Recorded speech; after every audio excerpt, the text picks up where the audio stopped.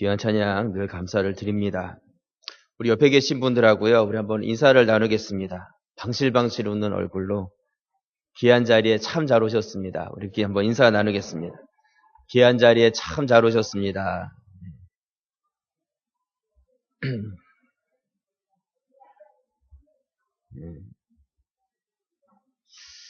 어떠세요? 인사 받으시니까 잘 왔다 이런 생각 드시죠? 네, 할렐루야. 네. 우리 독수리 가족이요, 산 꼭대기에 집을 짓고 살았습니다. 어느 날 이렇게 보니까 하늘 높이 제트기 한 대가 싹 날아가는 것이 보였습니다. 그러자 새끼 독수리가 엄마 독수리한테 이야기를 합니다. 엄마, 저 새는 왜 저렇게 빨라? 그러자 엄마 독수리가 응, 너도 엉덩이에 불 붙여봐라. 불 붙이면 엄청 빨라진단다. 그렇게 이야기를 했다고 합니다. 여러분 혹시 오늘 이렇게 오시면서 한 주간이 어떻게 지났는지 모르게 엉덩이에 불 붙인 사람처럼 그렇게 지나가신 분들 계시지 않으십니까? 그러세요? 예배 드렸던 것 같은데 벌써 주일이야 뭐 그랬던 분들 계실 것 같습니다. 여러분 사단의 전략 중에 하나가 무엇이냐면 우리를 분주하게 만든다는 것입니다. 여러분들이 바쁘게 또 무엇인가 염려하면서 살아왔다면 이 시간만큼은 좀 분주했던 것들, 염려스러운 것들 다 주님 앞에 내려놓고 주님의 말씀 앞에 또는 예배 가운데 이렇게 집중할 수 있는 그런 시간이 될 수 있기를 바랍니다. 여러분 우리는요 예수님의 제자들에 대한 이야기를 나눠가고 있습니다. 그러니까 베드로, 안드레, 또 야고보 이야기를 살펴봤고요. 오늘은 예수님의 제자 중에 요한이라는 사람에 대해서 여러분들과 말씀을 나누려고 합니다. 이 요한은 세례 요한이 아니라 예수님의 제자인 사도 요한을 이야기합니다. 여러분들은 이 요한이라는 제자라고 이야기한다면 가장 먼저 어떤 생각이 드십니까? 요한은요, 예수님의 제자들 중에 나이가 가장 어린 제자였습니다. 그리고 요한은 사랑의 사도라는 그러한 별명을 가진 사랑의 사람이었습니다. 요한에게는 형제가 있었는데 형인 야고보가 있었어요. 근데 형 야고보는 AD 44년에 가장 먼저 순교를 당했던 사람이 바로 야고보였습니다.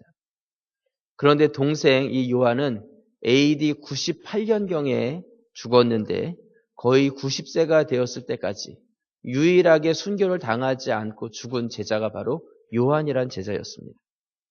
그냥 언뜻 생각할 때에는 오래 살았기 때문에 좋았겠다 그렇게 생각하실지도 모르지만 모든 다른 주님의 제자들이 다 순교를 당하고 죽은 이후에도 오랜 시간 동안 홀로 남아서 예수님의 제자라는 그러한 이름을 가지고 살아갔어야 할 요한의 삶의 무게를 생각해 본다면 아마도 그렇게 좋은 삶만은 아니었을 것이다. 그런 생각을 가져봅니다. 또 요한이 사랑의 사도라는 이름을 받게 된 것은요.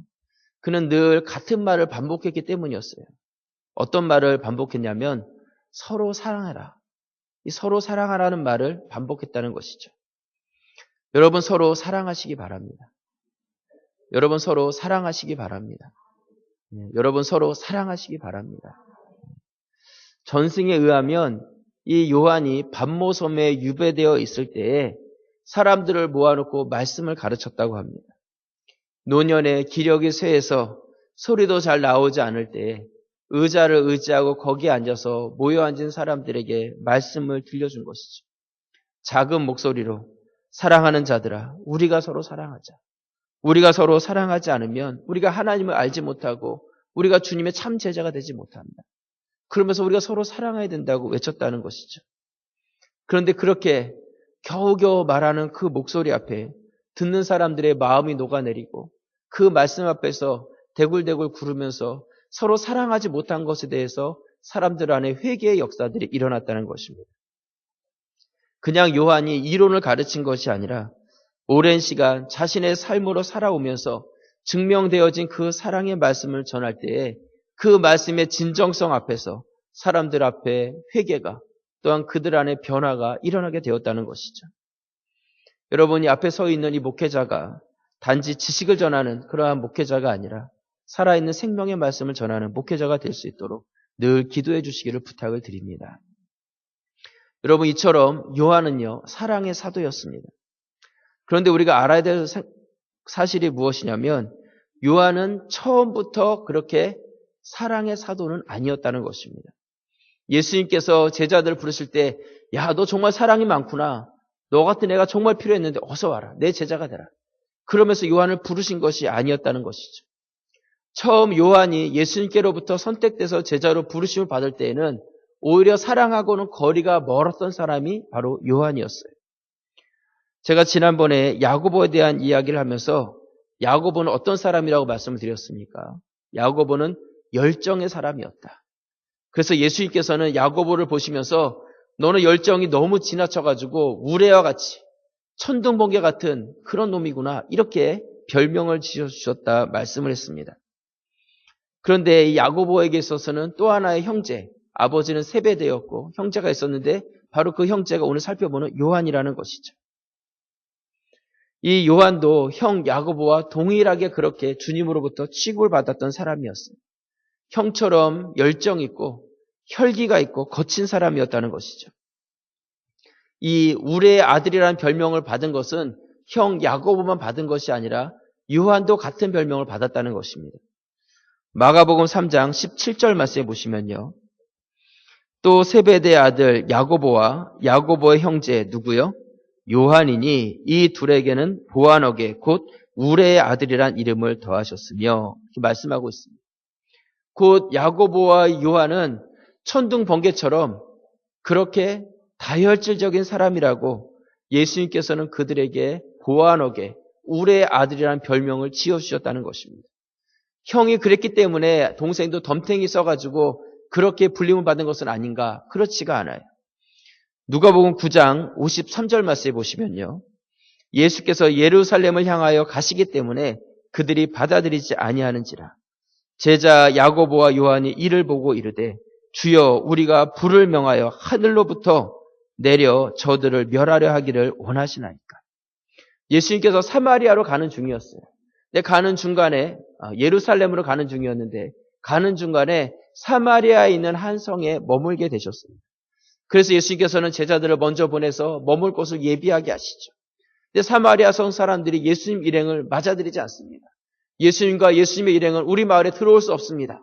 그러면서 길을 막아선 것이죠. 그때 그 길을 막아선 사람들을 보면서 야고보와 요한은, 다른 제자들은 다 가만히 조용히 있는데 야고보와 요한은 예수님 앞에서 이야기를 합니다. 예수님, 감히 우리를 맞아들이지 않는 저 사람들, 우리가 기도해서 하늘로부터 불을 내려가지고 다 불로 저 사람들을 심판해버릴까요? 쉽게 말하면 다 죽여버릴까요? 그렇게 이야기를 한 것이죠. 누가요? 바로 야고보와 요한이 그랬다는 것입니다. 형제는 용감한 것이죠. 누가복음 9장에 보면 요한의 이야기가 또 하나 나오는데 누가복음 9장 49절 말씀에 보시면요. 요한이 여짜오되 주여 어떤 사람이 주의 이름으로 귀신을 내쫓는 것을 우리가 보고 우리와 함께 따르지 아니하므로 금하였나이다. 예수께서 이르시되 금하지 말라. 너희를 반대하지 않는 자는 너희를 위하는 자니라 하신다. 무슨 말씀이에요? 요한이 길을 가다 보니까 어떤 사람이 귀신을 내쫓는데 가만히 보니까 예수님의 이름으로 귀신을 내쫓고 있는 거예요. 그런데 예수님을 따르는 자도 아니고 주님의 제자도 아닌데 어디서 감히 예수님의 이름으로 귀신을 내쫓느냐는 것이죠. 그래서 그렇게 하지 말라고 내가 막았다는 것입니다. 한번 따끔하게 충고를 해줬다는 것이죠. 여러분, 요한이 특허청 직원도 아니고 예수님의 이름으로 귀신 내쫓는 것이 자기들만 할 수 있는 그런 것이 아닌데 마치 자기가 예수님의 제자고 대단한 권세를 가진 사람처럼 그렇게 행하는 자들에 대해서 자기 스스로 잘못됐다 잘했다 제재하고 평가하고 판단하면서 그렇게 행동했다는 것입니다. 여러분, 우리는 사도 요한이라고 하면 여성스럽고 굉장히 섬세한 그런 사람으로 생각을 합니다. 하지만 요한은요, 어부의 아들이었고 어부였습니다. 거친 사람이었고 또한 다혈질적인 그런 기질을 가진 사람이었어요. 그런데도 불구하고 이 요한이 바로 놀라운 변화를 그의 삶 가운데 경험하게 되었다는 것입니다. 오늘 제가 여러분들에게 드리고 싶은 말씀은 그것이에요. 무엇이냐면 우리 삶 가운데서도 이런 변화가 경험되어야 된다는 것이죠. 이런 변화가 나타나줘야 된다는 것입니다. 단지 우리가 예수 그리스도를 믿고 그분을 통해서 구원을 받은 것, 영적으로 해결된 것, 그것만으로 그쳐지는 것이 아니라 우리가 구원을 받았다면 구원받은 자로서의 그것에 합당한 삶이 우리 가운데 변화됨으로 나타나줘야 한다는 것이죠.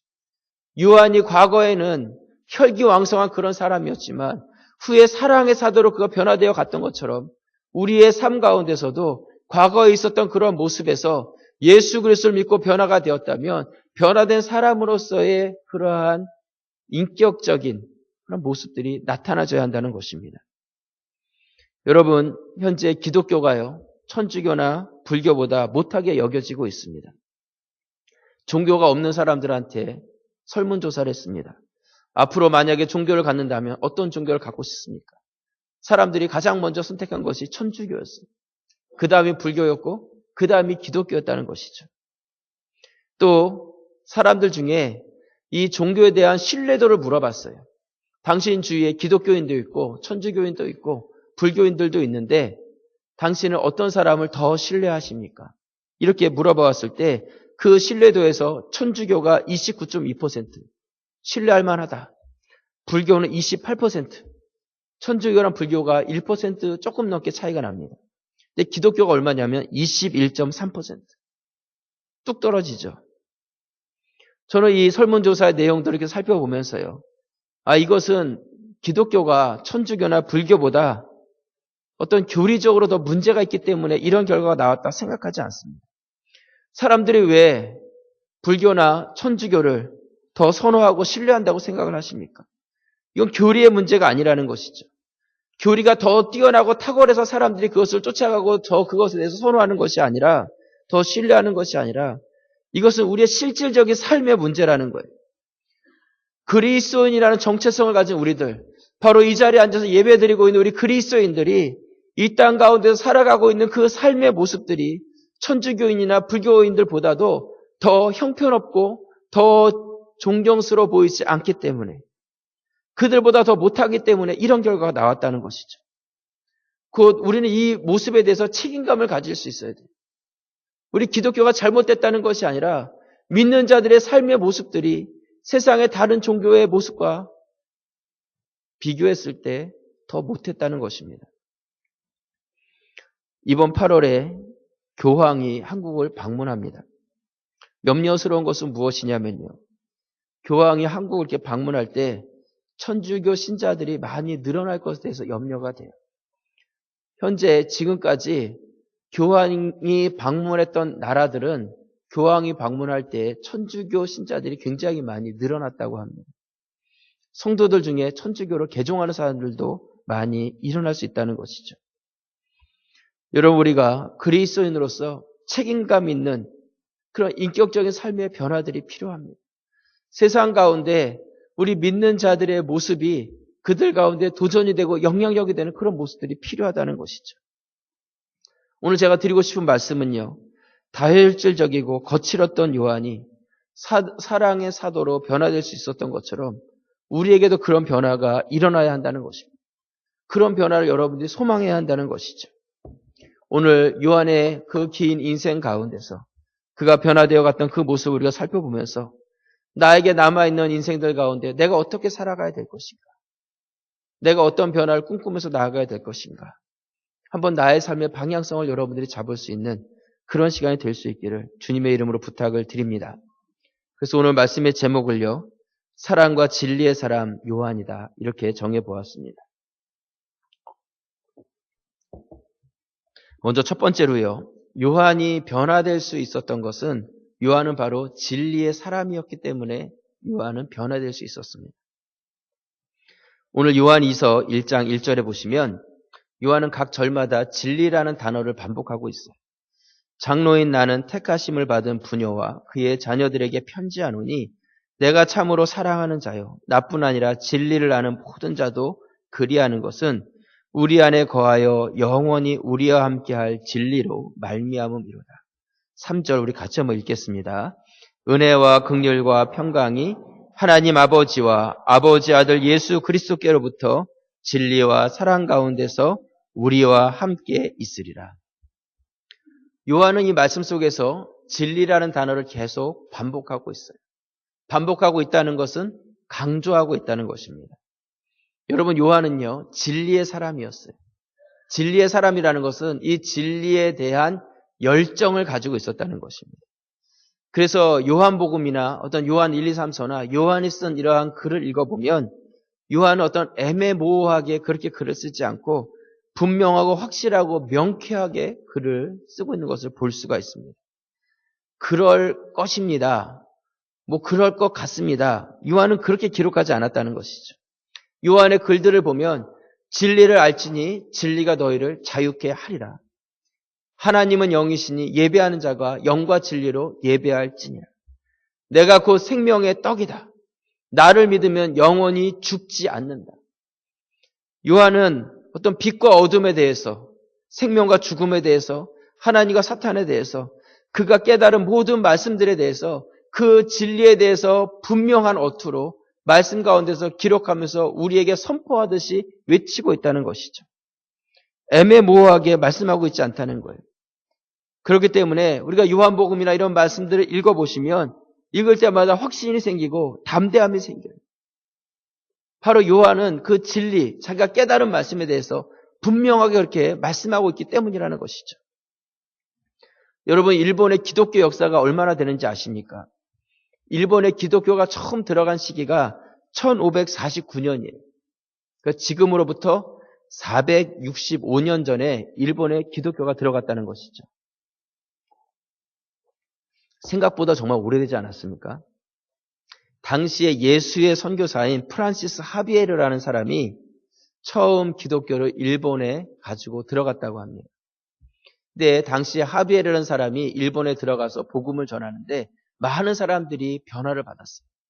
그래서 그 일본 사람들을 물로 세례를 주는데 세례를 줄 때에 팔이 아파서 세례를 못 줄 정도로 많은 사람들이 세례를 받았다는 거예요. 언제요? 465년 전에 그런 일이 일본 땅에서 있었다는 거예요. 그런데 그 긴 역사가 지난 지금 일본의 기독교 인구가 얼마냐? 1%가 되지 않습니다. 0.4%, 0.5% 현재 그렇게 이야기를 하고 있어요. 한국의 기독교 역사보다도 300년 가까이 앞서 있는 그 일본이 아직도 기독교인과 그렇게 늘어나고 있지 않다는 것이죠. 여러분 이것은요. 역사는 길었지만 그들 가운데 변화가 일어나지 않았다는 증거예요. 일본 안에 복음은 들어갔지만 그 복음이 그 땅을 변화시키지 못했다는 것이죠. 여러분 왜 그렇겠습니까? 왜 일본이 변화되지 않았겠어요? 몇 가지 이유들을 찾아볼 수 있는데 학자들이 일본이 변화되지 않은 중요한 이유 중에 하나가 무엇이냐면 일본이 가지고 있는 문화 때문이다 이야기를 합니다. 일본이 가지고 있는 문화가 무엇이냐면 그들은 다른 사람들에게 피해 주는 것을 하지 않는 개인적인 문화를 가지고 있다는 거예요. 그렇기 때문에 어떤 내가 가지고 있는 생각이나 내가 가지고 있는 어떠한 깨달은 것들을 다른 사람들에게 강요하거나 주입하려고 하지 않는다는 거예요. 그냥 내가 예수 그리스도를 믿고 복음을 받아들여서 기독교인이 되었다면 그냥 그것으로 내가 만족하는 것이지 내가 깨달은 것을 다른 사람에게 이야기하지 않는다는 거예요. 일본 사람들은요. 무엇인가 내가 독특하게 더 튀는 것에 대해서 두려워합니다. 다른 사람들에게 무엇인가를 이렇게 막 요구하고 강요하는 것을 싫어해요. 그래서 우리가 생각할 때 뭐 일본 사람들은 뭐 뛰어난 문화 수준을 가지고 있다 이렇게 이야기할지 모르는데 그렇지 않아요. 그 사람들은 만약에 자기가 질서를 어겨서 무엇인가 좀 더 독특하게 튀게 되면 사람들로부터 따돌림을 받아요. 이지매를 당한다고 하죠. 따돌림을 받는 것을 두려워하기 때문에 튀려고 하지 않고 다른 사람들에게 무엇인가를 요구하거나 강요하지 않는다는 것이죠. 그렇기 때문에 기독교 역사가 이렇게 긴 역사를 가졌음에도 불구하고 내가 받고 깨달은 그 복음의 진리에 대해서 나누질 않는 거예요. 이야기하지 않는 것이, 전하지 않는 것입니다. 전하지 않는데 어떻게 그것을 듣고 배울 수가 있겠습니까? 여러분 진리라는 것이 무엇입니까? 진리는 변하지 않는 게 진리예요. 시간이 아무리 지나가도 변하지 않는 것이 진리입니다. 하나님 말씀이 우리에게 주어졌고 그 말씀이 지금까지 변하지 않았다는 것은 이 말씀이 진리라는 증거라는 것이죠. 여러분 진리라는 것은 부끄러운 것도 아니고요. 잘못된 것도 아닙니다. 1 더하기 1이 2라는 그 진리를 만약 학교에서 학생들에게 가르치지 않았다면 학생들은 다 바보가 됐을 거예요. 여러분 우리가 깨달은 이 복음의 진리 앞에서 여러분들이 부끄러워하는 분들이 되시지 마시기 바랍니다. 외치는 자들이 되어야 한다는 것이죠. 내가 그 진리의 복음을 깨달았다면 담대하게 나가서 그 깨달은 것을 알릴 수 있는 자들이 되어야 한다는 것입니다. 날씨가 좋아지고 저희 교회에서 다시 노방전도를 시작했습니다. 나가서 복음을 전하고 있어요. 여러분 이것은요 부끄러운 것도 아니고 구걸하는 것도 아니에요. 제발 한번 교회 와주십시오. 와서 한 번만 예배 드려주십시오. 그게 아니라는 것이죠. 우리가 깨달은 진리를 그들에게 전하고 알리는 거예요. 여러분들이 한번 노방전도 나가보세요. 나가서 길거리에 다니는 사람들, 그 사람들 한번 쳐다보시길 바랍니다. 그들의 얼굴 표정을 보세요. 정말 세상 가운데 찌들려가지고 고통 가운데서 살아가며 무엇인가 인생 가운데서 해답을 찾지 못하고 고통하고 갈등하고 방황하면서 내가 지금 어디로 가야 될지 몰라서 고민하는 자들이 얼마나 많은지 알지 못합니다. 여러분 그들에게 예수 그리스도가 필요한 거예요. 그들에게 길과 진리가 되신 생명이 되신 예수 그리스도를 우리가 외치고 알려줘야 된다는 것이죠. 우리의 주위에 있는 사람들에게 믿음이 없는 사람들에게 우리에게 찾아와가지고 나에게 고민이 있습니다. 나에게 갈등이 있습니다. 내 주위에 주님을 알지 못해서 고민하고 갈등하고 있는 자들에게 당신에게 예수가 없어서 그렇습니다. 당신에게 복음이 깨달아지지 않았기 때문입니다. 당신에게 예수가 필요합니다. 예수가 들어가야 됩니다. 예수가 우리 인생의 시작이고 지금도 우리의 삶 가운데 역사하시고 섭리하시며 우리 삶을 이끌고 계시는 분이 바로 그분이시라는 것을 우리가 외치고 알리면서 진리의 복음을 우리가 말해줄 수 있어야 한다는 것이죠. 우리에게 그 사명이 있다는 거예요. 여러분, 우리 교회가 그런 교회가 되어야 합니다. 그런 교회가 되어야 돼요. 나아가서 영혼들에 대한 영적인 관심을 가지고 주님을 알지 못하는 자들에게 예수 그리스도에서 말해줄 수 있고 인생의 해답을 그들에게 전해줄 수 있는 그런 교회가 되어야 된다는 것이죠. 여러분 한번 생각해 보세요. 오늘 이 자리에 예배드린 우리 모든 성도들이 일주일 동안 삶의 영역 가운데 나아가서 고통하고 힘들어하는 자들 또 내 주변에 있는 가까운 자들에게 그들의 인생의 해결자 되신 예수 그리스도를 말한다면 여러분 우리의 예배와 또한 우리의 사역들 가운데 놀라운 부흥의 역사들이 일어나지 않을 수가 없다는 것입니다. 요한은요, 당시 교회 안에 들어와서 그 진리를 흔들리는 그러한 이단과 잘못된 적 그리스도에 대해서 오늘 요한이서에서 말씀하고 있습니다. 오늘 요한이서 1장 7절 말씀에 보시면 미혹하는 자가 세상에 많이 나왔나니 이는 예수 그리스도께서 육체로 오심을 부인하는 자라. 이런 자가 미혹하는 자요 적 그리스도니 너희는 스스로 삼가 우리가 일한 것을 잃지 말고 오직 온전한 상을 받으라. 지나쳐 그리스도의 교훈 안에 거하지 아니하는 자는 다 하나님을 모시지 못하되 교훈 안에 거하는 그 사람은 아버지의 아들을 모시느니라. 누구든지 이 교훈을 가지지 않고 너에게 나아가거든 그를 집에 들이지도 말고 인사도 하지 말라. 11절 같이 한번 읽겠습니다. 그에게 인사하는 자는 그 악한 일에 참여하는. 여러분이 요한이서가 기록된 중요한 또 하나의 목적이 이것이에요. 거짓 교사들을 조심해라. 거짓 교사들을 조심하고 성도들이 미혹에 빠지지 않도록 그렇게 하라고 이 말씀을 기록하고 있다는 것이죠. 여러분, 요한이 그의 삶 가운데서 놀라운 성숙된 변화가 있었습니다. 그것은 다른 어떤 것이 아니라 바른 기준을 붙잡았기 때문이에요. 진리의 말씀, 복음의 메시지를 붙잡았다는 것이죠. 그것이 그의 삶의 기준이 되었기 때문에 더 이상 세상의 어떠한 유혹이나 세상의 어떠한 고통이나 세상의 잘못된 교훈들이 그에게 들어왔다 할지라도 그것이 더 이상 그에게 영향력이 되지 않았다는 것이죠. 여러분 혹시 나의 삶 가운데 시간 지나도 나는 변화되지 않고 또한 나의 삶이 늘 정체되어 있고 또한 세상의 어떠한 환경 가운데 우리가 요동하고 있다면 내가 기준을 잃어버린 것은 아닌가? 나의 삶을 한번 살펴보시길 바랍니다. 여러분 우리의 삶 가운데 목에 칼이 들어온다 할지라도 분명하게 변할 수 없는 그런 기준을 붙잡고 있어야 한다는 것이죠. 여러분이 그것을 가지고 있냐는 거예요. 착하게 살고 용서하면서 살고 꾹 참으면서 사는 것, 그것이 우리 인격의 변화가 아니라 분명한 진리의 말씀을 우리 삶의 기준으로 붙잡고 그것으로 인해서 우리가 일관성 있는 삶을 살아가게 된다면 그 일관성 있는 삶이 우리의 삶 가운데 인격의 변화가 되고 그러므로 인해서 성숙된 모습으로 나아가게 될 것입니다. 여러분 요한은요 분명한 진리를 붙잡고 있는 사람이었습니다. 분명한 진리. 여러분들 안에 하나님의 말씀이 있습니다. 이 분명한 진리가 여러분들에게 기준이 되고 그 붙잡은 기준을 이제는 나아가서 담대하게 외치고 선포하는 그런 성도의 삶이 될 수 있기를 주님의 이름으로 축원합니다. 두 번째로요, 요한이 변화될 수 있었던 것은 바로 요한은 풍성한 사랑을 받은 사랑의 사람이었기 때문입니다. 오늘 요한이서 1장 5절 말씀해 보시면요. 부녀여 내가 이제 내게 구하노니 서로 사랑하자.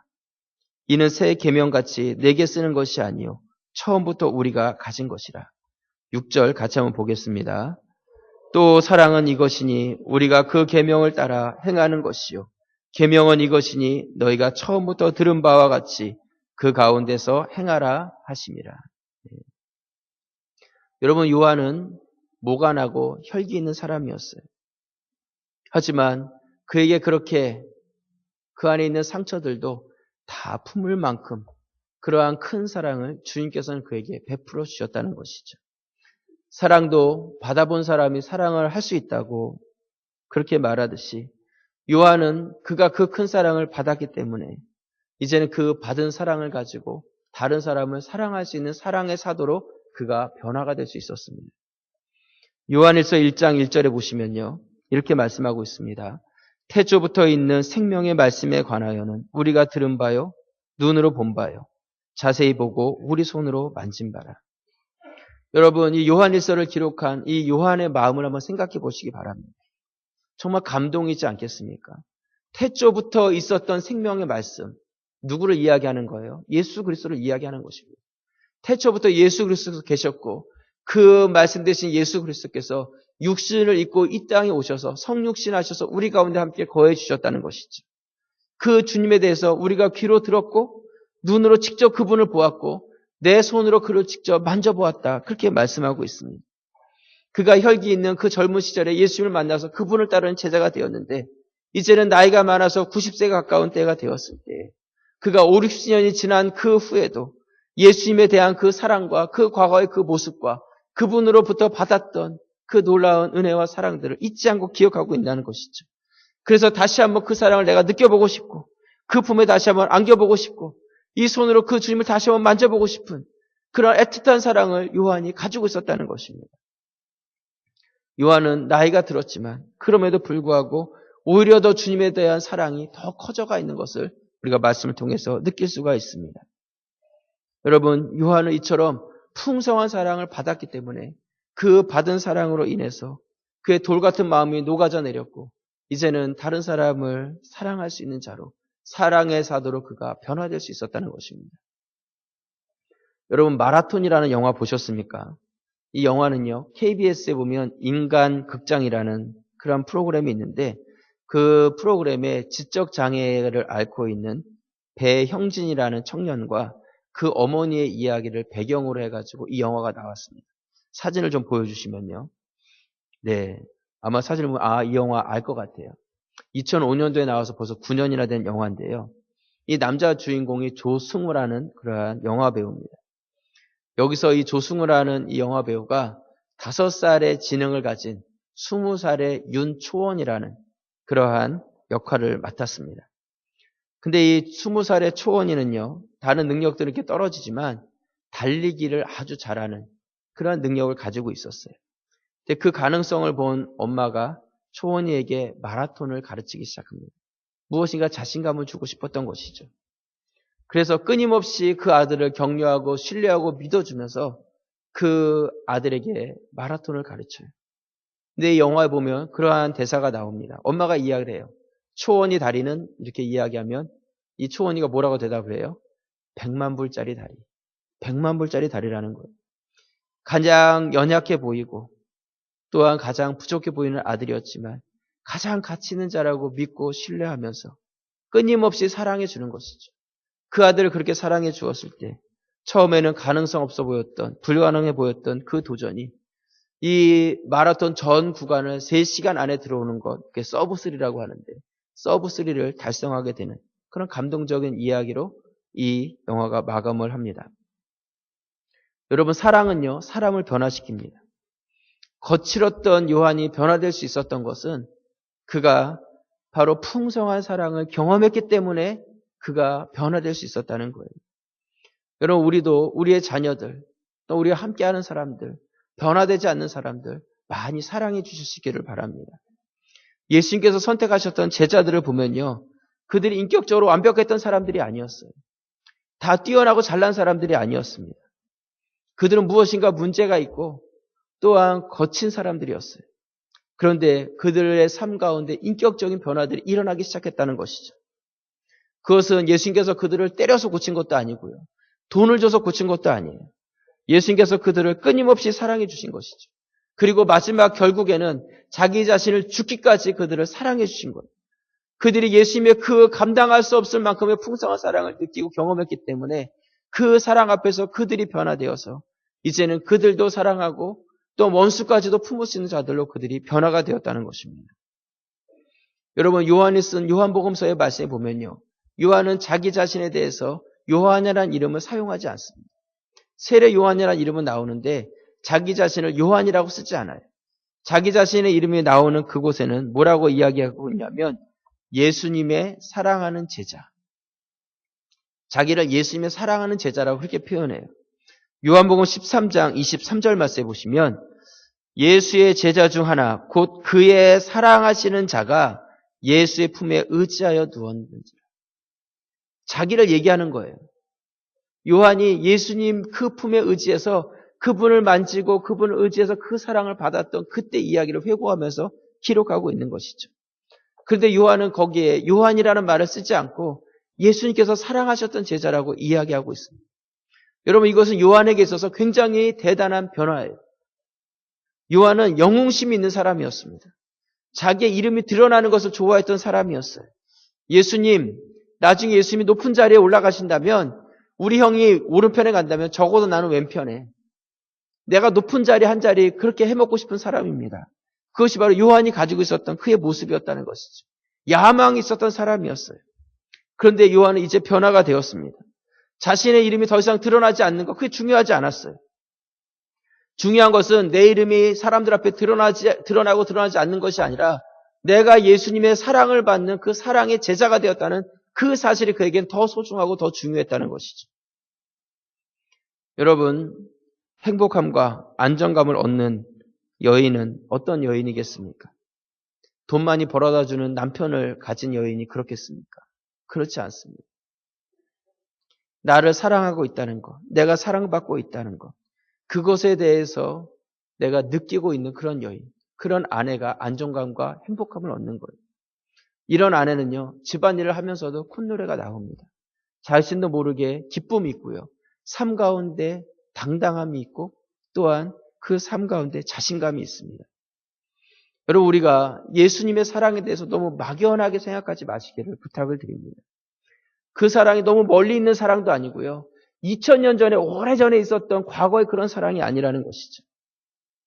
우리가 그렇게 멀리 오래전의 사랑으로만 생각하기 때문에 우리 삶 가운데 그것이 느껴지지 않고 우리 삶 가운데 변화가 일어나지 않는다는 것이죠.